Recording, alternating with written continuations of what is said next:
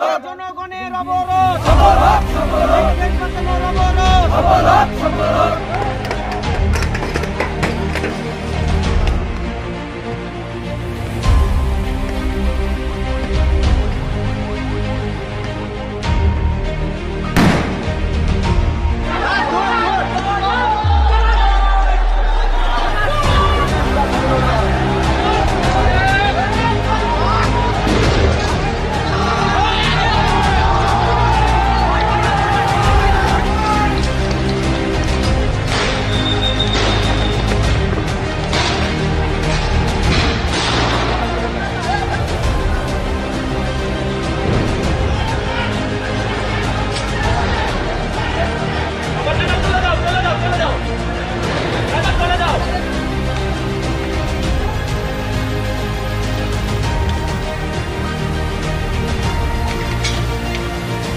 দুটি যানবাহনকে ভাঙচুর করেছে, শুধু ভাঙচুর করেছে তা না, আগুন দিয়েছে। ইভেন আমরা আমাদের পুলিশের বেশ কয়েকজন পুলিশ সদস্য আহত আছে, প্রায় 8-10-12 জন।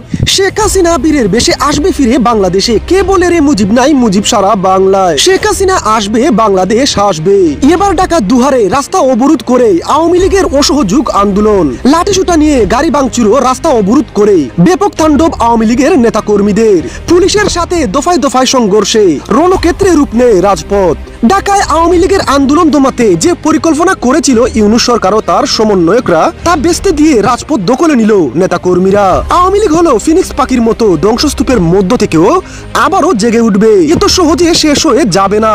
আওয়ামী লীগ ও ছাত্রলীগের নেতাকর্মীদের সাথে পুলিশের দফায় দফায় ত্রিমুখী সংঘর্ষে আহত হয়ে প্রায় অর্ধশতাধিক পুলিশ। আওয়ামী লীগ ও ছাত্রলীগের ব্যাপক তাণ্ডবে এবার হারে হারে টের পেয়েছে ইউনূস প্রশাসন। এটা হলো আওয়ামী লীগের অস্তিত্বের লড়াই। এদেশে হয় ইউনূস ও তার সমন্বয়করা থাকবে, না হয় শেখ মুজিবের সৈনিকেরা থাকবে।